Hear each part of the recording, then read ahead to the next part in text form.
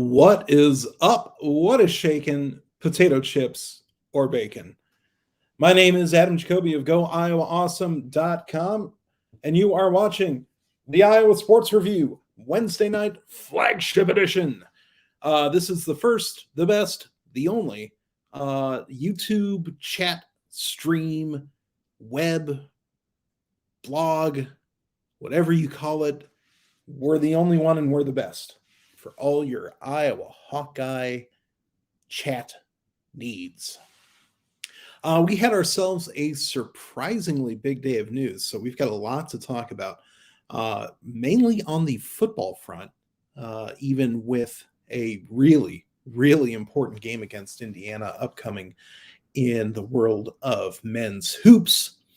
So, I think that we have a lot that we can see. So if you're seeing this on Twitter right now, you're going to see a link to our YouTube page in that description in the tweet itself. Go ahead and click on that and you can hop into our live chat. That's right. I get to see all your comments in the chat, and it's going to be at the bottom or the bottom right of your, I always point in the wrong direction, bottom right of your screen. And just give me your questions, give me your thoughts, hot takes.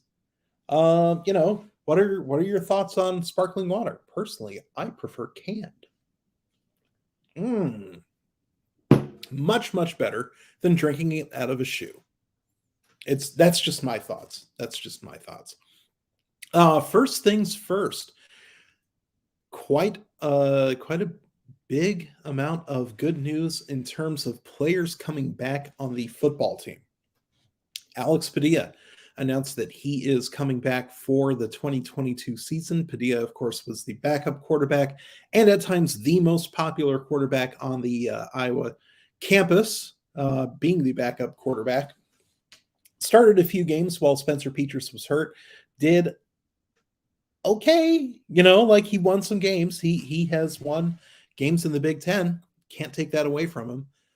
Spencer Petras generally accepted to be coming back as well. So those of you who were really, really psyched up by the quarterback controversy, get ready for 2022 Electric Boogaloo, baby, because that whole situation is not going anywhere. Which, yikes.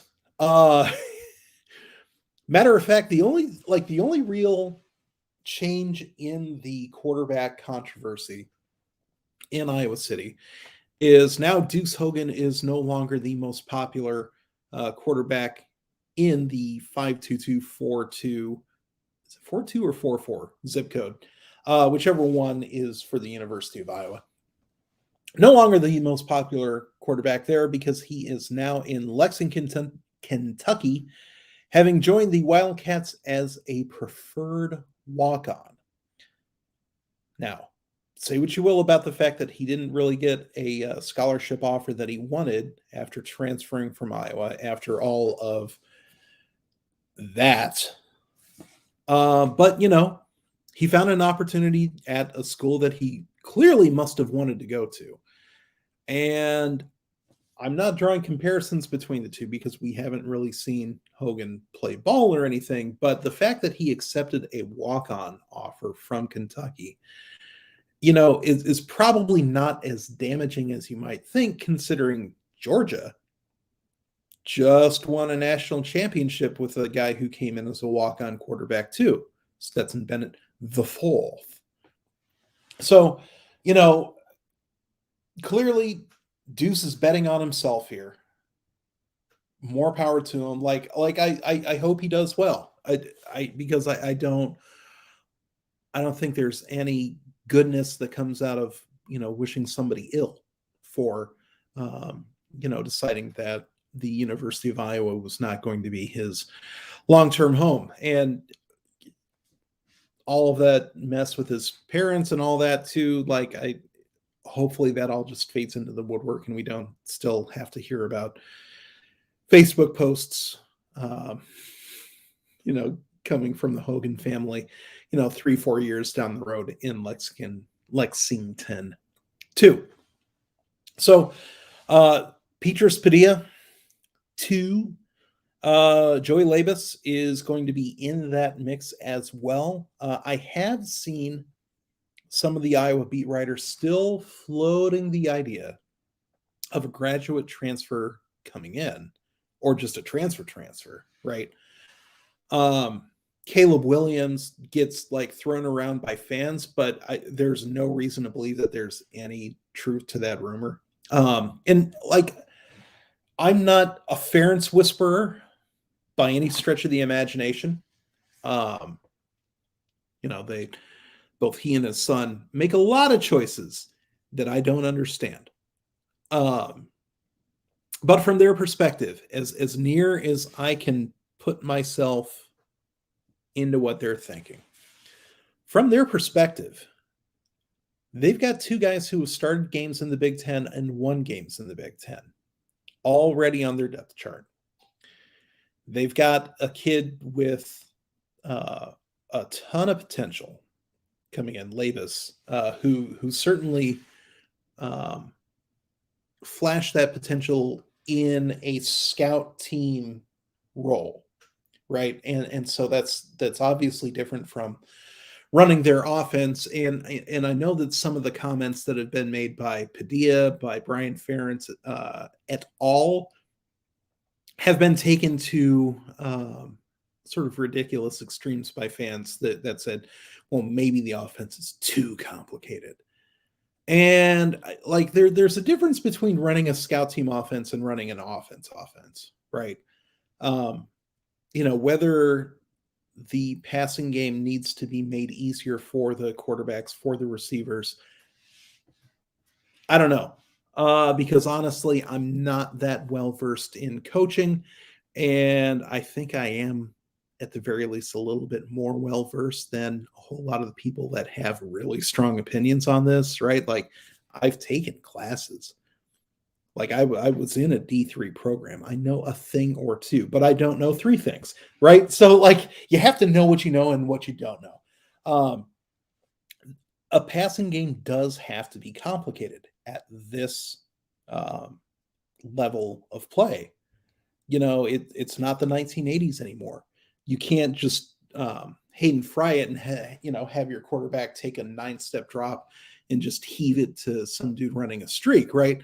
Like there's a whole lot of components that have to go into it. Now, that said, the best passing game coordinators figure out ways to make a complex passing game easy enough for 19 to 22-year-olds to be able to, not only figure out, learn, but execute while still, running routes at full speed or, ducking rushers, right? Like the quarterback has to make some sort of read and throw in about 2.5 seconds, right?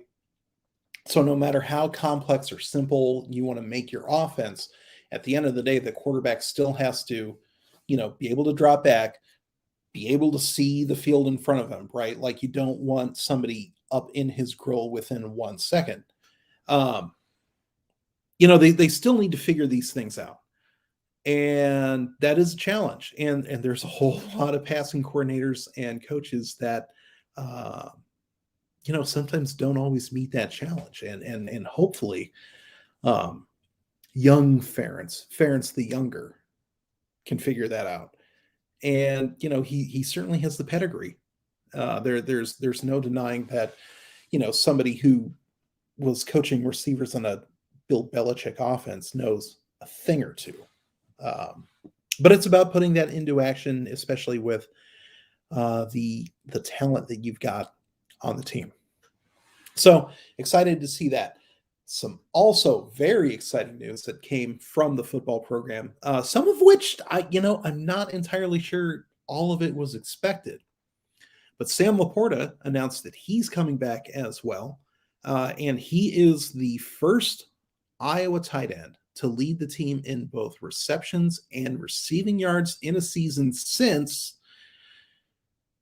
You're going to have to go back a long, long way for the answer. Since, oh my God, I genuinely just forgot. It was the guy from 1992, right? So like prior to any of Kirk Ferentz's legion of tight ends, like Dallas Clark never did it. I want to like the name that's stuck in my head, which is not true, is Irv Cross. Some guy by the name of Cross, perhaps. See, now I have to look this up because I was like, hyping it up, and I've already forgotten the answer. Um, Alan Cross, that's it. Alan Cross. Irv Cross, I think, played for the 49ers, right? No, Alan Cross, 1992. So, like, prior even to Scott Slutzker. Pardon my language. But that's how far you have to literally go back 30 years for a tight end to have been this much of a focal point of an Iowa football offense. And with the tight ends that we've had come through, that is amazing. And also, like, not necessarily a great thing. But there was a lot of flux, to say the least, with the wide receiver depth chart. We'll put it nicely on that. So to get Laporta back, especially with the amount of talent that is coming back at receiver, coming back in the tight end depth chart. Heck, Iowa just had a guy transfer out to Florida International, Josiah Miamin. He wasn't cracking the too deep. He was certainly a hyped recruit, and like you would want to come to Iowa if I think he's legit, and I think that he just was not going to get time in this offense. So, Josiah, more power to you at FIU. I hope you turn that into an NFL job, and like, it's a good problem for Iowa to have at this point. Like, way too many talented tight ends, and their king, Sam Laporta, is coming back. So, thrilled about that, to say the least. And finally, a little twofer on the defensive side of the ball, as both Jack Campbell and Seth Benson decided that they're going to come back for one last ride in 2022 as Iowa's starting linebackers. And boy, if you want to talk about a position that, like, the closest that you could come to a thin position on that Iowa defense is linebacker. And that's not to say that there weren't going to be guys who could step up if Campbell and or Benson went to the NFL. Like, there are. But if those guys had left, then your next men in are going to have the next men in behind them. And you're really starting to lose a whole lot of that institutional knowledge once you get into their backups, right? So having talented, experienced, and like really, really tough dudes like Campbell and Benson coming back really helps anchor that defense. And I'm genuinely struggling to see where the weak point is on that now. Losing Zach Van Valkenburg, you don't like it when that happens. I mean, like, he graduated. It's not like something bad happened, but like, he was one of the anchors of the 2021 offense. But you're going to be able to replace him with John Wagner. And, I don't think there's a whole lot of drop off there. Iowa does need to sort of figure out what they're going to do on the other side at defensive end. There was one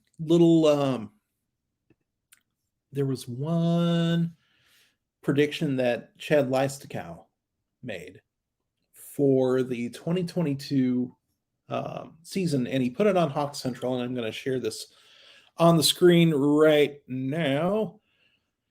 Adam is sharing his screen. He's opening the Chrome tab.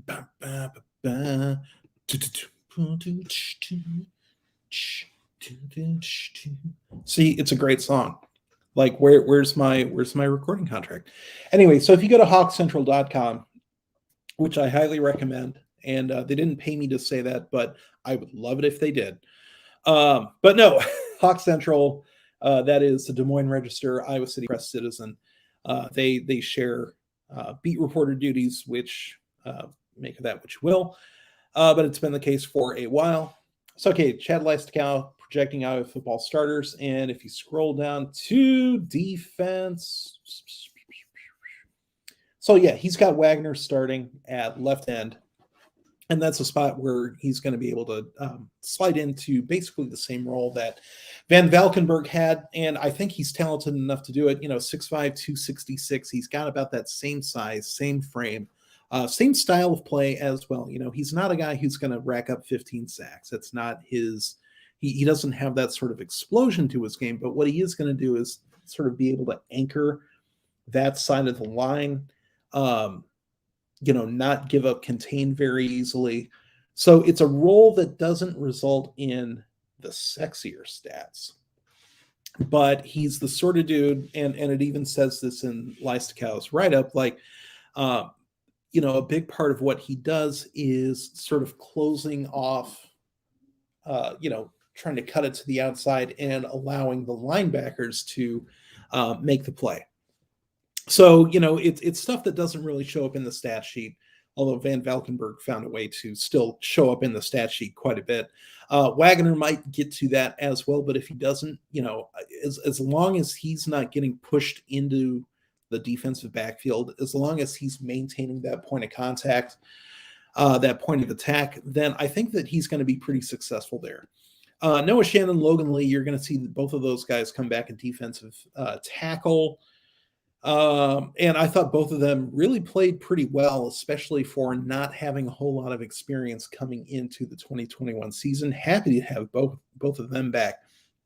And then the big little surprise that Leistikow threw in there, and I think I kind of like it, was moving Lucas Van Ness back out to defensive end. And, he made a whole lot of plays at defensive tackle, because that was really where Iowa needed him this season, especially with Y.A. Black not really making the leap. So Van Ness was great for depth. When you can bring in a guy like that with fresh legs in the third quarter of one of those really tough Big Ten battles, that amount of athleticism coming off the bench can really help swing the line battle in favor of a defense, especially when the opposing front five is starting to wear itself out. So happy to have had that advantage in 2021. It sort of feels like Van Ness is starting to get to the point where you just can't leave him off the field. And, if Joe Evans comes back, and I think that he's going to, he's always been a rush-in specialist, and I don't think it makes sense to expect more out of him than that, right? Ultimately, you want to be able to put your guys in position to succeed, and having sort of a platoon between Van Ness and Evans feels like the way to go. Campbell, obviously, back. Seth Benson, obviously, back. If they want to go three linebacker, then obviously Justin Jacobs, he's back. One little thing, and again, Leistikow going out on a bit of a limb here. But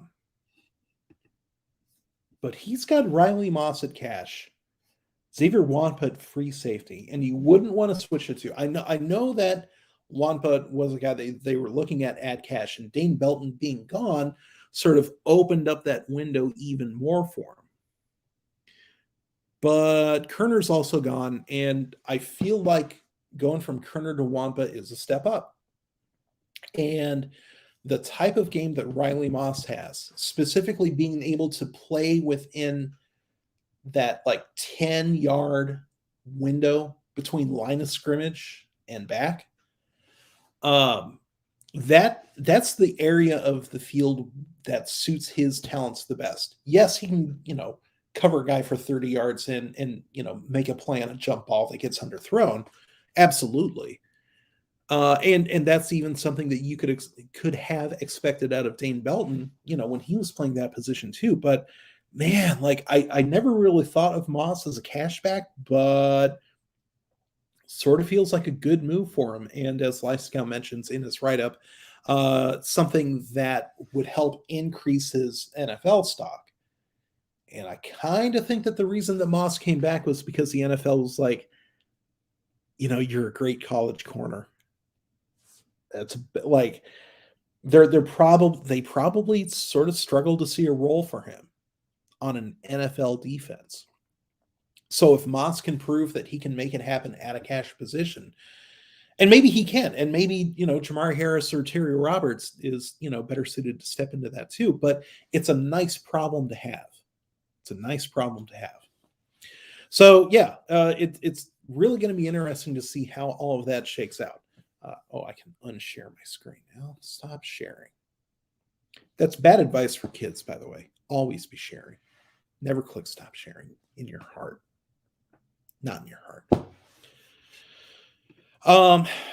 And yeah, I think this is sort of a big thing. Joe, welcome back. Good to see you, as always. One of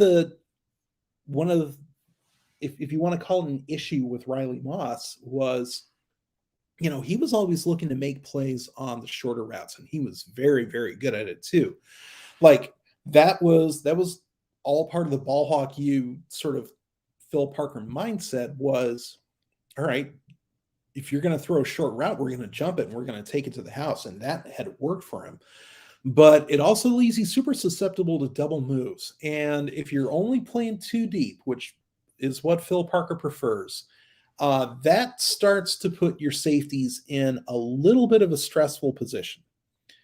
And, Kerner especially, God bless him. He really struggled to, get to that point that some of the more athletic receivers were also trying to get to on some of the deeper routes. Wampa would be a step up in terms of that, just sheer frontline speed. He is, he would be a step up. So, I guys, like it seems crazy to say, but I think the 2022 defense is going to be better. Like they might make more plays on the ball than this past season. That is wild. Wild.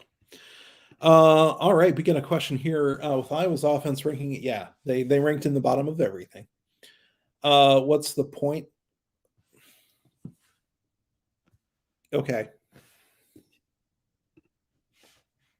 Yeah, okay. If the question is what's the point, then why are you here? Right? Like go be pessimistic somewhere else. Iowa's offense is almost certainly going to be better next year, regardless of anything that Brian Ferentz does, just because of the offensive line being, having a year to improve. And the better that offensive line looks, the better the quarterback looks, the better the running back looks, the better the receivers look. Just having a quarterback know where he wants to throw it and having the time to throw it is so crucial to how an offense runs. That and especially in the Big Ten, because everyone's got a great defensive line in the Big Ten. Everyone. You might get one like freebie, maybe two freebies a year in terms of a defensive line that you don't really have to try that hard to block, that you don't have to build a whole lot of schemes in because there's some future second round pick, just waiting there to rip your quarterback's head off. Like basically everyone in the Big Ten has one of those guys. The only one that didn't, I think, was Indiana, and they went 2-10 for their troubles, right? So, I think that Brian Ferentz, and again, not a Ferentz apologist, and I've said multiple times, multiple weeks, I think the best thing for him would be to coach somewhere else and strengthen his resume outside of the whole Iowa City area. I do. But I also think that a whole lot of the criticism that he gets, not even a majority, but a significant portion of it, is because he doesn't he doesn't point out where some of the execution falls short. And if you look at the finished product on the field on offense, there was no shortage of bad execution in 2021. Now, again, you can look at the position coaches for that. Fair. But there was a whole lot of guys getting their first real meaningful action and like big time snaps in quite a while, and at positions where it's really difficult for this defense. Or excuse me, for this offense. So, you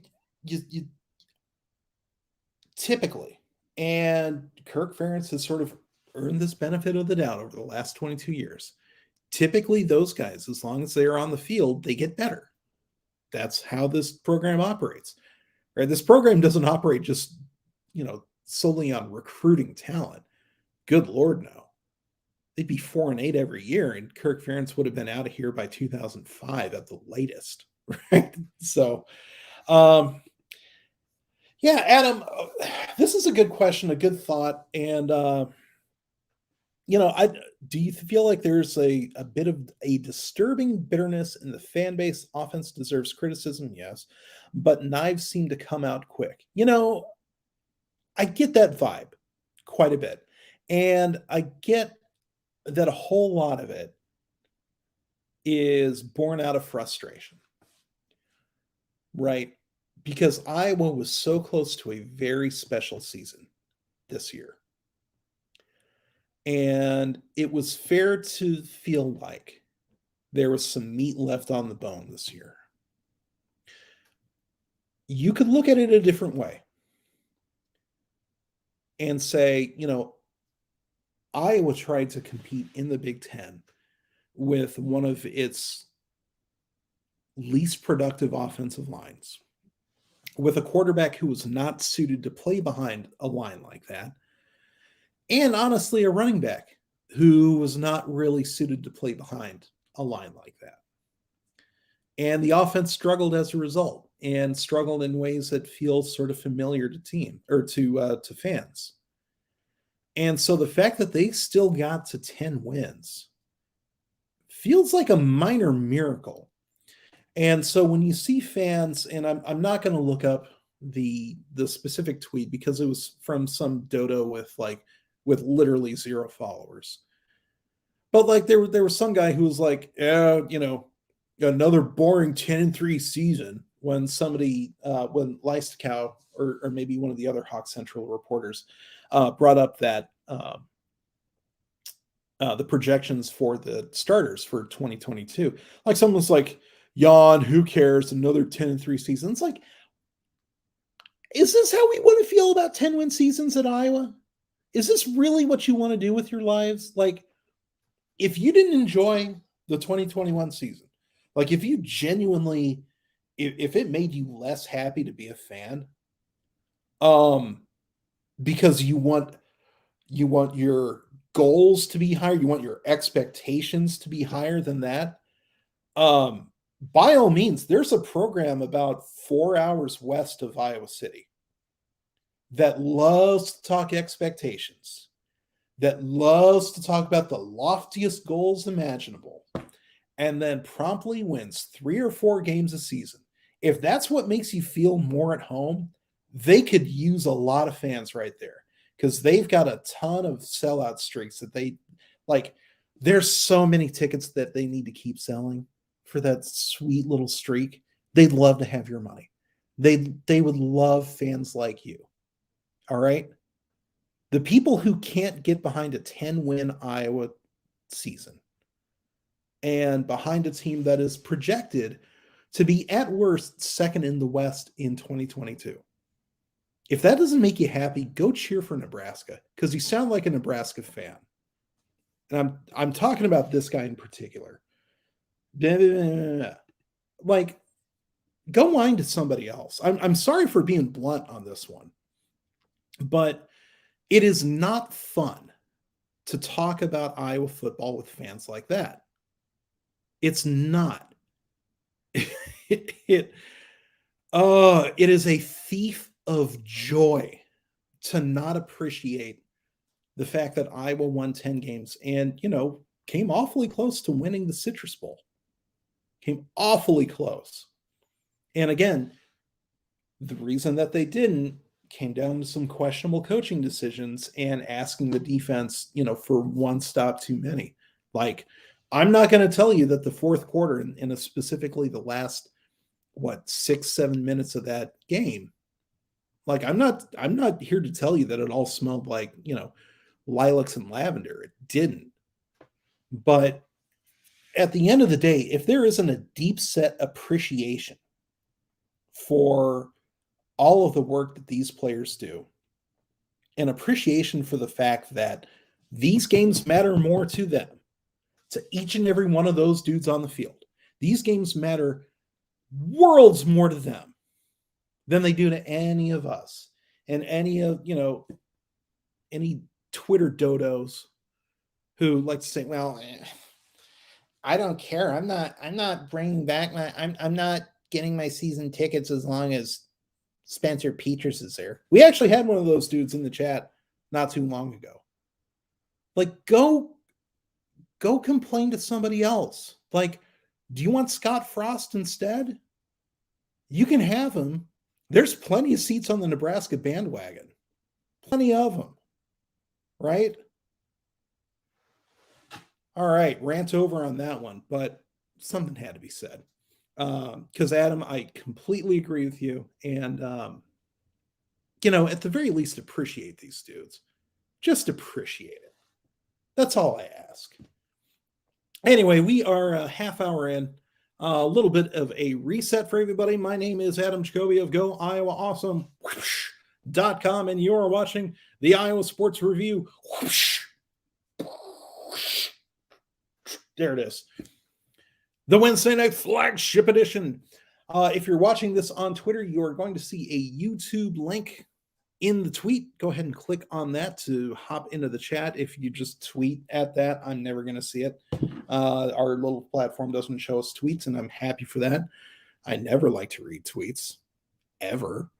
In fact, delete your Twitter account. If you're watching this on Twitter, delete your Twitter account. You're not going to get anything out of that. Just go ahead and do that. But while you're here on YouTube, go ahead and hop into the chat. It's going to be on the right, bottom right, whatever you have, depending on your platform. But our chat is where to see all the hot takes, the fun stuff. Go ahead and ask questions. Give us your thoughts. And while you're here on that YouTube page, YouTube's got their little robots that keep track of stuff like this. So go ahead and click the little like button. Just a little thumbsy upsies. Click subscribe and hit those notifications if you haven't already. And if you have, God bless you. And also, if you have, go ahead and share this with any and all of your Hawkeye friends who enjoy talking about the beautiful sport that is, all of them. And anything that Iowa plays is automatically a beautiful sport. Rhythmic gymnastics, like we just had a specialist of the week in that one. So, beautiful sport. Football. Everybody's mad about a 10-win season. Beautiful sport. Iowa plays it. Everything is beautiful. Go ahead and go ahead and share this with all of your special friends. Thank you. Adam also asks, will the Carver experience ever be fixed? That's an excellent question, and I don't know the answer. Here's a little, my thoughts on this. It's been pointed out earlier, and I think that I mentioned this on last week's show. But the next time Iowa plays at Carver, which is tomorrow? I think it's tomorrow night. Anyway, while you're watching on TV, assuming you're not there, but while you're watching on TV, make note, when the camera pans from one side of the court to the other, which happens about 100 times a game, make note of how much of that courtside real estate is taken up by stairs and aisles, because it is a significant portion like maybe a third of it is emptiness. It's not fans. Like there are fans, but there'll be like, here's a row of stairs, and then here's like 8 seats, and then here's like another row of stairs, and then repeat and repeat. And that is so much real estate that, one, not only is on camera, but two, is very close to the court, right? That's not making any noise. That is, it's just concrete. And it's concrete that's not angled in a way that's going to funnel noise onto the court, right? So it's a very pleasant experience for opposing players who want to hear their coach. But it is not a very intimidating thing. And so that's asking for the stadium to be just re-engineered, because the acoustics up top are not great for bouncing sound back down. And, a big part of that is the fact that, Carver is built for more things than just basketball, which, okay. But so between the acoustics, between the, along the sidelines, so much missing space for fans. And then behind each of the baskets, the fans are so far removed, because it's in an oval. And the oval can accommodate a basketball court that's about 10 feet longer on each side, like handily. So you never see those great shots of somebody, trying to make a free throw. And, the students are going crazy behind him. Some dude's lifting up his shirt and, oh, he didn't even shave his chest, right? Like, oh, there's someone in a cow suit, right? Like there's no zaniness behind Iowa's hoops, not because the students aren't there. They are. It's just they're so far back. And then, they're the way that the seats are situated, like even front row is far back. And then it's just like this long slope away from it. So if you're, in like row 30, no matter how hard you yell, the dude at the free throw line is not even going to hear you, right? So it's not a great experience for the students either. And so there's all these things that add up to a really substandard in terms of Big Ten standards. Like, I would not put Carver Hawkeye in the top half of the Big Ten. I just wouldn't. And that's saying something, because like Penn State's in the Big Ten too. Like, it's better than the Bryce Jordan, don't get me wrong. But, even Rutgers is, trapezoid of doom. At least that place gets loud. At least that place is supposed to be loud, and it is. So somehow that needs to be fixed.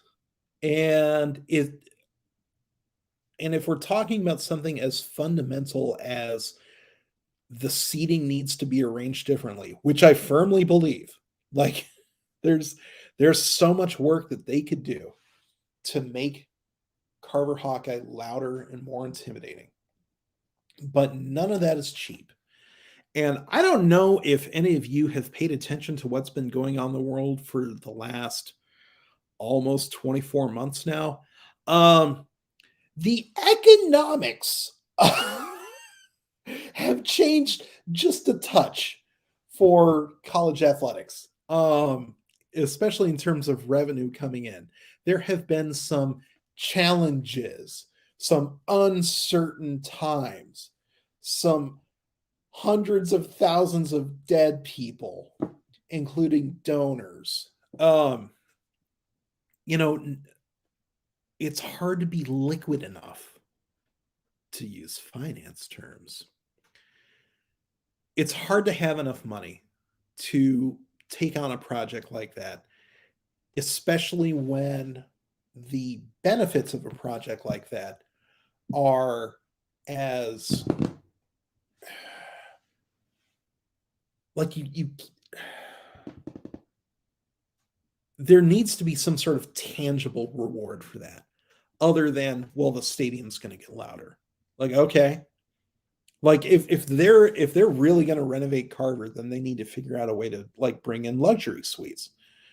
The money has to, like, you got to have a way to justify the cost. And just saying, well, it's going to be louder doesn't justify the cost from an athletic department standpoint. We don't like that as fans. I don't like that. I'm not asking you to agree with that. I'm just telling you what an administrator has to think about that. Like what the person in charge of the pocketbook, like their whole decision making calculus is way different than ours. It just is. So, will it ever be fixed? I hope so. And that doesn't even get into just the sheer logistical nightmare of getting cars as close to Carver as possible and then getting them like onto the highway and out of town. Um, and this is going to be a little bit sacrilegious, not nearly as sacrilegious as my they should move Kinnick take. And okay, should is not the right word, but I happen to believe that within about 20 or 30 years, I was going to move Kinnick. But I really think a different spot for Carver Hawkeye Arena, and which essentially means a different arena, a newer and better arena. I sort of feel like that's the move. I sort of feel like Carver Hawkeye is not a 21st century basketball arena, especially in a conference like the Big Ten. Like, this is easily one of the big three in the nation, perennially. One of the big three basketball conferences. And so we're going up against Michigan State. Hopefully we're going to be going up against Kansas instead of Nebraska, right? Illinois is back to recruiting well. We have to get premier athletes and recruiting them and being like, all right, come to Carver Hawkeye Arena, see if that floats your boat. If they're being recruited by any other like high major schools, the idea that they're going to walk into CHA and be like, this is home. Like, this is the environment I want. I loved it. I loved it when I was sitting on the sidelines and imagining my future here. And then I stood up to cheer and somebody told me to sit back down. That was my vibe. Like that. So it's easy for me to say, because again, I'm not the one with the pocketbook. But I don't think that it makes sense to renovate Carver Hawkeye. I do, and like Joe said, like there is plenty of great real estate that is really easy to get in and out of town on. Really easy. And really easy to add some lanes to those roads to make it even easier. And it's not like Iowa doesn't own that real estate already. They've been prepping for this for a while. They've collected a whole lot of real estate assets out there by that hawk lot. I think it makes the most sense if you really want an updated, like state-of-the-art basketball experience. I think it makes the most sense to buy or to build a new arena. Figure like sell whatever naming rights you want to, right? This isn't a Kinnick situation where the Krause family was like, we're going to pay as much as it takes to make sure you don't rename it. Like, I don't care if it's the Pancheros Arena or the Mediacom Pavilion or Alliant Energy, Fieldhouse, whatever you want to call it. Make it as corporate as possible. I don't care. Genuinely don't care. But yeah, I don't see any other way than just to tear the weird crashed UFO down and try again with something that makes a little bit more sense for this day and age. It's just my thoughts. Just my thoughts. Okay. Gosh, we're already 45 minutes in. I have not really discussed the Indiana game at all. Just so happens to be what we put on the thumbnail for this game. Indiana, I think, is going to be a tough, interesting game for the Hawkeyes. A whole lot of people have thought of this game as a must-win, and I don't necessarily disagree because Iowa is 1-3 in the Big Ten. Really, really struggled in that Wisconsin game. It was not competitive for long stretches of the game. By the time Wisconsin ran off that, was it a 12-0 run, opened up a 13-point lead in the first half. Like, I know Iowa got it to within single digits at the end, but nobody can tell me that was a competitive second half. No one can tell me that game was in doubt, right? And so you're down to 1-3 in the conference. Ken Pomeroy still putting them right around 25th in the nation, still a 10 or 11 win team in the Big Ten. But this is one of those games that if you want to be above 500 or even at 500, like, this probably feels like a game that they ought to win. But, the reality of the situation is, like, Indiana's pretty good too. Like, they're 3-2. Have not won a game on the road in the Big Ten yet, which includes a loss at Penn State. As a matter of fact, they haven't won a road game all season yet. But that does include, trips to Wisconsin, which, they kept it more competitive than Iowa did at the Kohl Center. 2 overtime loss to Syracuse. It was a barn and a burner.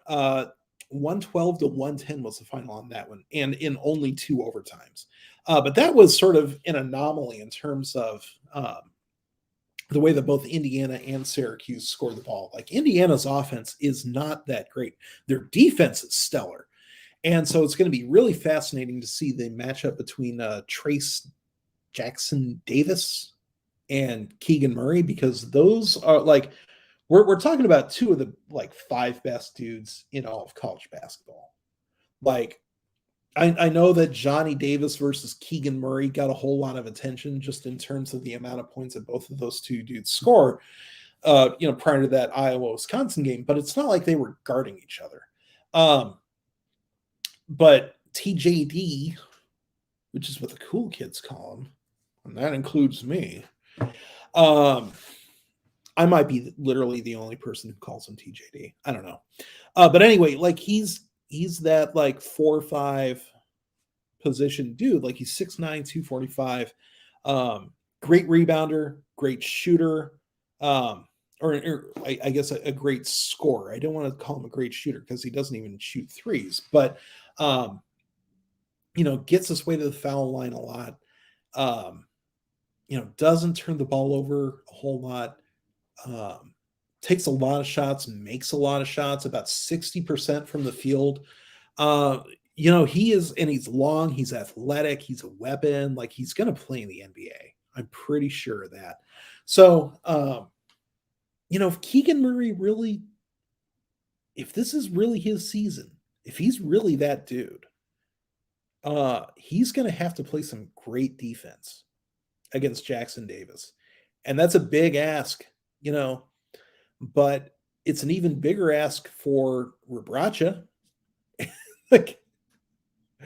I'm not sure that's putting Rebraca in position to succeed, but Murray, I think you got a chance. I think that there's something close to a match on athleticism at that point.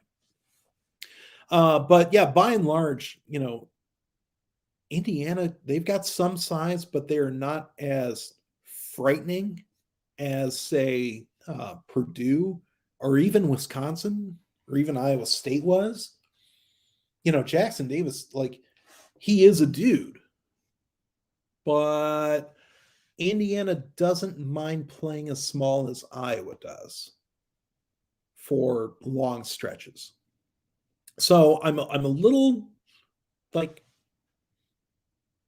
I'm not as worried on that front. So I don't think, famous last words, but I don't think we're looking at one of those like massacres on the boards that we've seen from Iowa in pretty recent games. And if Iowa's not getting killed on the boards, then I think they've got a shot, and a pretty decent shot at that. What they also need to do is not get down by 10 points early, which they have a bad habit of doing, it seems like. And then, like, even when they do go up by 10 themselves pretty early, like they did in that Maryland game, that lead didn't last that long either. So just maintaining that consistency in the first half, like build a lead, keep a lead. Or if you're down, just don't go down by a lot. Like, don't dig yourself a 10-point hole, and don't let your opponent dig themselves out of a 10-point hole. Seems like it's pretty easy to ask. But I think Iowa struggled on both of those fronts for quite a while. So that is going to be the challenge.